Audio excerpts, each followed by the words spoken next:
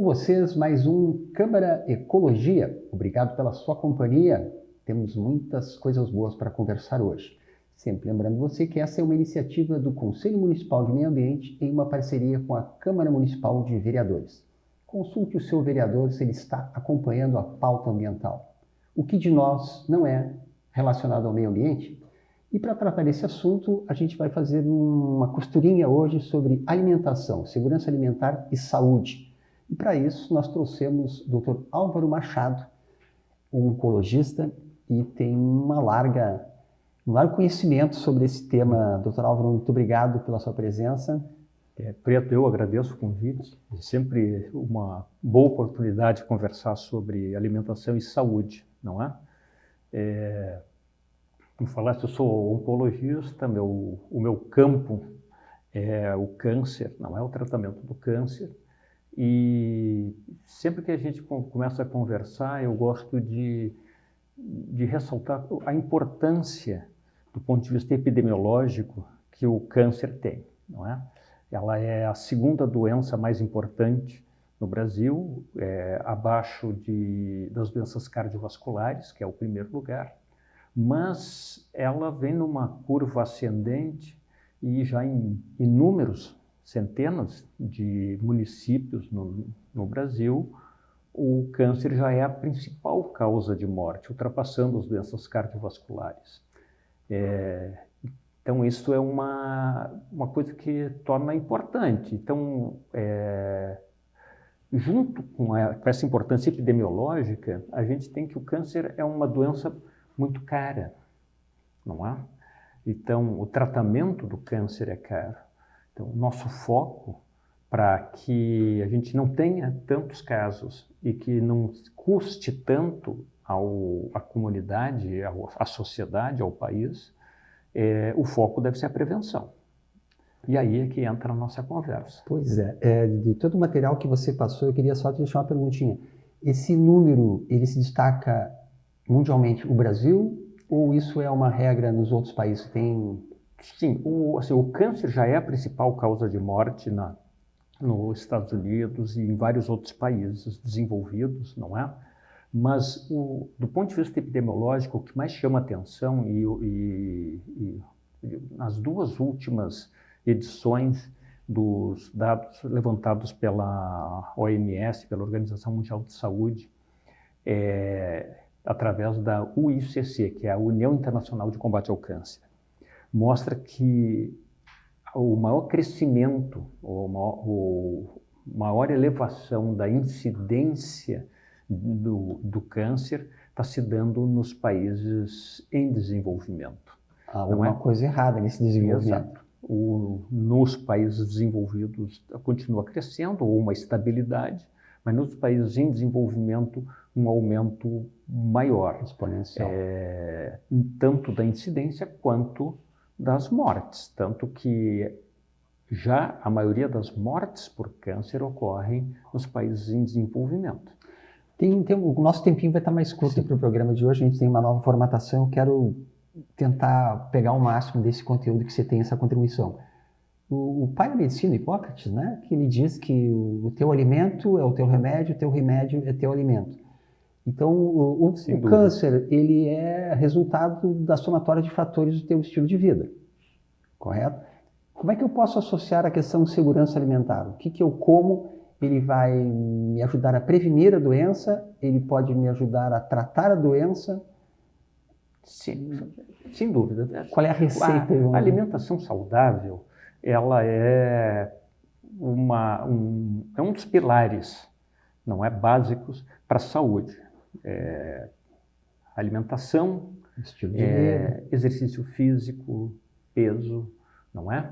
E aí entram outros fatores de higiene, de saúde mental, lugar de trabalho, cidade, estresse, tem uma série de água, fatores. ar. Mas, assim, pensando nessas questões mais primordiais, a alimentação ele é um fator importante. Então, quando eu falei com relação às cidades que hoje têm câncer como principal causa de morte, o que chama a atenção é, por exemplo, no Rio Grande do Sul, que é o principal, que é o estado que mais tem cidades como câncer principal causa de morte, é que 70% desses municípios são municípios pequenos, com menos de 25 mil habitantes.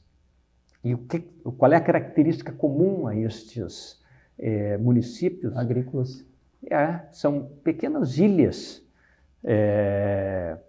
urbanas num mar de plantação, e praticamente onde 100% dos domicílios manipulam agrotóxicos, não é? A gente tem um outro dado bastante interessante, que é o maior inquérito mundial sobre hábitos alimentares, foi realizado na França, mais do que 170 mil pessoas acompanhadas por longos anos, várias décadas, mostrou que, comparando os grupos de hábitos alimentares sem nenhum componente de alimentos orgânicos, com o grupo que tinha o maior percentual de componentes orgânicos no hábito cotidiano, a diferença no decorrer da vida é que o grupo que comia orgânicos teve 23% menos câncer do que o grupo que não tinha orgânicos na sua alimentação. Então, cientificamente, a gente pode estar afirmando que o veneno usado na lavoura tem uma relação direta com esse aumento de câncer? Isso é um pouco mais difícil. Do ponto de vista científico, a gente não pode fazer essa afirmação. Mas nós temos evidências, não epidemiológicas, de que os alimentos orgânicos são protetores e que, eventualmente, os alimentos não orgânicos são maléficos. Porque, veja só, a gente tem uma graduação, a gente não tem cortes assim, só isso ou só aquilo. Claro. Neste mesmo estudo, ele mostra que entre os hábitos alimentares do predomínio de alimentos processados versus predomínio de alimentos multiprocessados, aquelas pessoas que estavam no grupo de alimentos multiprocessados tiveram mais doenças cardiovasculares, mais diabetes e mais câncer do que os alimentos processados. Claro que quando comparo com a maior quantidade de orgânicos, e não é exclusivamente orgânicos, era o contingente de pessoas que tinha um maior percentual de alimentos orgânicos na alimentação habitual, e tiveram muito menos câncer. Isso nos sugere fortemente de que os alimentos processados, multiprocessados, e os alimentos não orgânicos, aí entram todos os alimentos que contêm agrotóxicos, não é? Eles têm, ao longo do tempo, malefícios para a nossa saúde. Eu me lembro, nós conversávamos aqui, quando eu comecei a minha militância ambiental, no início dos anos 80, nós combatíamos a dúzia suja. Eram 12 agrotóxicos, né? Hoje estão mais de 1.200 fórmulas aí, quase que liberados por ano. Então, realmente, não tem como nós fugirmos dessa... O difícil é essa comprovação ou ela é uma negação científica que joga interesse? Não sei se é uma pergunta muito... A gente pode juntar várias evidências epidemiológicas, de estudos, controles, que é um pouco mais difícil. Fazer um estudo de causa direta é um pouco mais complicado e provavelmente ninguém vai fazer um estudo específico para isso. Administrando agrotóxico em doses fixas, não é uma população e a outra é absolutamente sem. Ninguém vai fazer isso. Mas essas evidências vai ser que nem como o cigarro, não é? O cigarro, ninguém fez um estudo que a gente chama de duplo cego entre fumante e não fumante, não é? Porque foram inúmeras evidências laboratoriais e epidemiológicas que mostraram que o cigarro é carcinogênico, não é? A gente tem uma classificação da OMS de substâncias que são consideradas carcinogênicas, que causam câncer, outras que são potencialmente carcinogênicas, não é? Falta ainda um pouco mais de solidez na informação para se afirmar que sejam carcinogênicas, Entre essas substâncias potencialmente carcinogênicas entra o glifosato, que é o principal agrotóxico utilizado no Brasil, e provavelmente no mundo inteiro. Proibido em muitos países do mundo, né? Exato. É proibido em vários países, não é? Agora, foi o ano passado, houve a primeira vitória judicial nos Estados Unidos. Exato, de um agricultor nos Estados Unidos. Que conseguiu provar que o uso permanente desse produto foi responsável por uma doença. Exato. Então ele ganhou, né, uma bolada. Se isso começa a se reproduzir, precedente jurídico, não é? Então entra um fator adicional de pressão sobre a indústria para o consumo dos governos, para que isso seja mais controlado. Você, como médico, você faz esse aconselhamento ao seu paciente? Sim. Do uso da alimentação mais saudável, principalmente porque quando ele chega até você, ele já está numa fase de tratamento, né? Ele tem que resolver o problema. Ele Mas de fato parte, né? As coisas elas são conjuntas ou elas são interligadas, não é?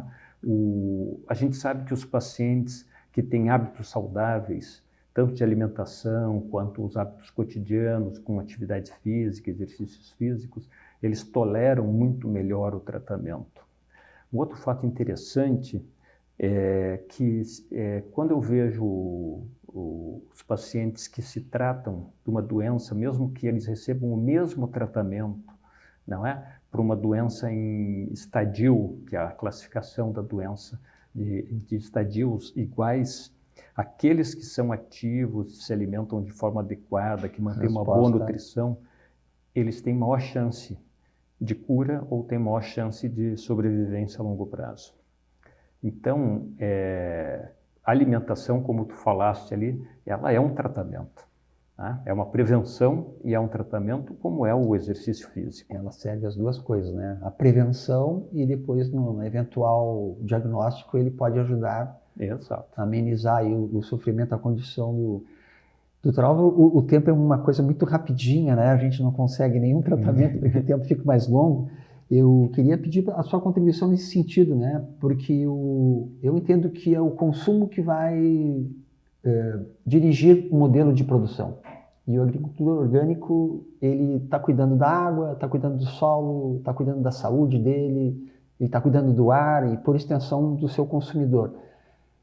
Qual a dica ou qual a orientação que você dá para o nosso espectador, assim, com relação ao estilo de vida? Porque não é só o câncer, né? Outras diversas doenças, né? Hoje que acometem idades que antes apareciam lá nos 30, 40, tem pessoas com 17, 12 anos sofrendo. Tem o câncer infantil, que é uma outra situação, né? Mas assim, a alimentação, como é que eu vou te dizer assim, esse hábito de uma alimentação mais saudável... São 3 atividades diárias que a gente faz por dia, né? No mínimo, buscando o que coloca para dentro. Exato.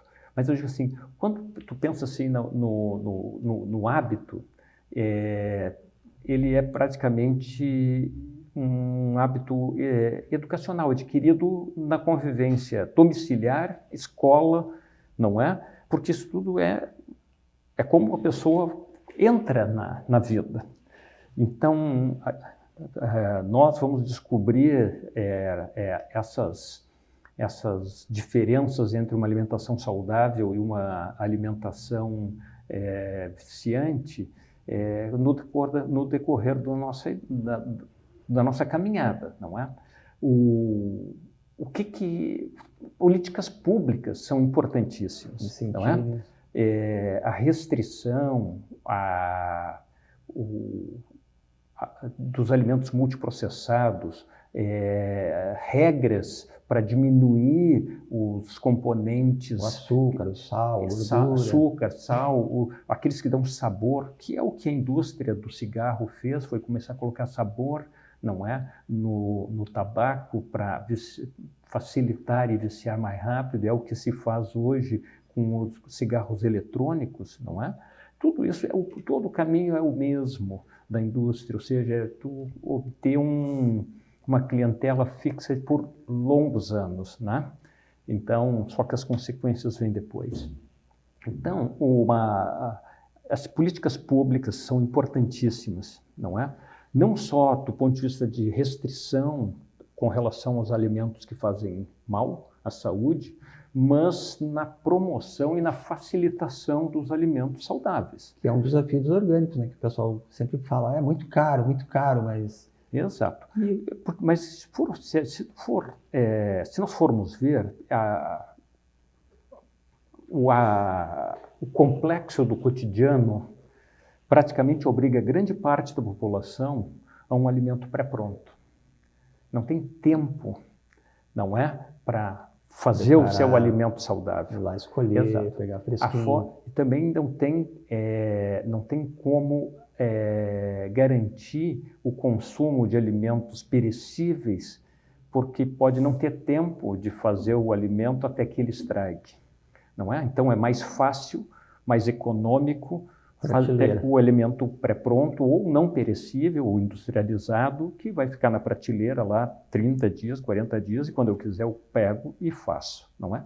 Então, a gente vê assim que do ponto de vista do hábito alimentar, não é só também uma decisão pessoal. Com certeza. Eu tenho um conjunto de fatores cotidianos da experiência de vida que podem impedir. E um desses fatores, como você frisou, é o estímulo do gestor público em garantir que tenham feiras, que o preço seja mais acessível, que a escola, lá na sua cantina, restringe o açúcar, o refrigerante. As escolas são fundamentais, não é? O biscoitinho. Exato, proibição de refrigerantes. Refrigerantes, quando a gente fala refrigerantes, a gente fala assim de bebidas adoçadas artificialmente. Porque não é só o refrigerante. Todos aqueles néctares de frutas, aquilo ali tem açúcar, o adoçante, qualquer adoçante artificial, né, açúcar ou qualquer adoçante artificial é prejudicial à saúde. Então, o refrigerante diet, zero, esse também tem o mesmo potencial de causar câncer e outras doenças crônicas do que o refrigerante adoçado, não é? Então, as escolas, o poder público, não é? E é lógico, a educação em casa também é fundamental para que as pessoas se habituem. A regulamentação da publicidade. Publicidade. O cigarro é uma demonstração muito clara disso, né? Exato. E agora está na pauta a publicidade das bebidas alcoólicas, não é? O jogo está igual ao que era com o cigarro. Infelizmente. Dá para a gente dar uma pincelada também em outros fatores aí, além da alimentação, doutor Álvaro, que a gente possa estar recomendando as pessoas prestarem atenção? Então, a salubridade do ambiente. Eu gostaria de falar mais uma coisa que é com relação à alimentação, não é? Por exemplo, assim, carnes processadas, salame, presunto, salsicha. Carnes processadas, né? O charque, toda carne processada, ela é considerada carcinogênica. Ela é classificada como carcinogênica, o mesmo grau de risco à nossa saúde do que o cigarro. Tá? E as carnes vermelhas, principalmente a carne gorda, ela é potencialmente carcinogênica. Então, a recomendação da Organização Mundial de Saúde é 500 gramas de carne por semana. Tá? É uma quantidade, se nós formos pensar... É um hábito importante para ser movido, né? Exato. Se nós pensarmos aqui no nosso hábito, 500 gramas é quase que alimentação diária. E é um dado que você coloca quando você me partilha um dado, né? 16% dos municípios brasileiros têm quadros de câncer e 33% no Rio Grande do Sul.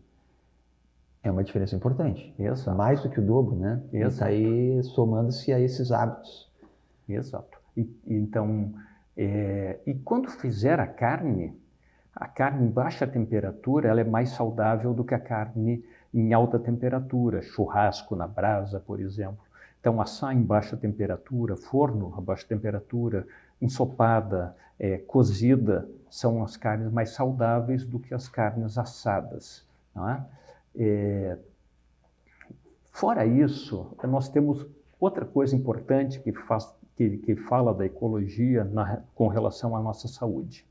Até a Sociedade Brasileira de Oncologia Clínica, agora, agosto se não me engano, é o agosto do laço branco, que é o câncer de pulmão. 20% dos cânceres de pulmão já no Brasil são estimados como consequência da poluição do ar. Estados Unidos é muito mais, mas Reino Unido, onde o controle do tabaco já tem bastante tempo e longo tempo, a principal causa de câncer de pulmão é a poluição do ar. As emissões de combustível dos automóveis, provavelmente. Exato. A poluição outras geral, poeiras, não é? A indústria, os automóveis, partículas, não é? A gente tem estudos relacionando o número de partículas no ar com o desenvolvimento de câncer de mama. Então, a poluição ambiental, daí a gente pode entrar na poluição da água também. O plástico que já está aí fragmentado. Então, nós temos mais 2 minutinhos, deixa eu te deixar bem à vontade aqui nessa de você passar essas mensagens, esses alertas para o ouvinte. Mas então, assim, como é que a gente pode se prevenir? Também a gente não pode entrar em desespero, não é? Exatamente. O que a gente pode fazer? A prevenção é diminuição de risco. Não significa que a gente não vá ter no futuro, mas a nossa chance de desenvolver uma doença no futuro é muito menor se a gente tiver uma alimentação saudável, se a gente tiver exercícios físicos rotineiros, praticamente cotidianos, não é? Se a gente manter um peso adequado, não é? A obesidade e sedentarismo é a principal causa de câncer nos Estados Unidos, não é? Mais do que cigarro, mais do que poluição do ar. E aí nós temos outros fatores, pele clara, proteção do sol, não é? Câncer solar, exato. De pele, o sol é bom, mas muito sol é ruim. Proteção. Exato, proteção solar. E as vacinações. As vacina salva a vida. E várias vacinas protegem contra o câncer. A vacina contra a hepatite B protege contra o câncer de fígado. E tem disponível no SUS. O HPV, grátis. No caso. Qualquer pessoa pode ir lá e fazer a vacina. Não tem idade. Né? A vacina contra o HPV, que é a principal causa de câncer do colo do útero, que é o quarto câncer mais importante entre as mulheres no Rio Grande do Sul, e é o terceiro mais importante no Brasil. A vacina contra o HPV, que também tem no SUS para crianças e adolescentes, pode tornar essa geração vacinada bem imune, pode desaparecer com esse tipo de câncer. Porque mais do que o custo financeiro, é custo emocional, né? Você tem um doente, sofrimento orgânico, todo, entendeu? Abala toda a estrutura familiar, né? Muda muita coisa. Vacinas. Outro estudo Nosso interessante. minutinho final, eu vou ter que cobrar isso. Tem bastante coisa para a gente conversar, né? Mas assim, as vacinas, manter as vacinas em dia, não é? Todas elas trazem proteção contra alguma doença, não é? A gente teve agora, ainda está transcorrendo aqui em Passo Fundo, no Rio Grande do Sul, uma barbaridade, onde a gente está tendo mais mortes por doenças respiratórias do que nós tínhamos anos atrás, porque as pessoas não se vacinam. 80% das mortes intra-hospitalares por infecção respiratória, por quadro respiratório agudo, em pessoas não vacinadas. Está tudo na mão.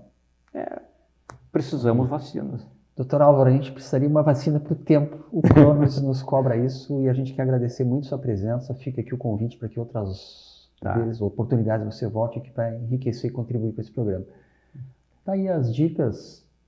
Na arte de cuidar da vida, cada um faz a sua parte. Qual é a contribuição que você dá para cuidar deste meio mais importante que é você e que está na sua volta? Obrigado pela companhia. Nós voltamos nos nossos próximos programas.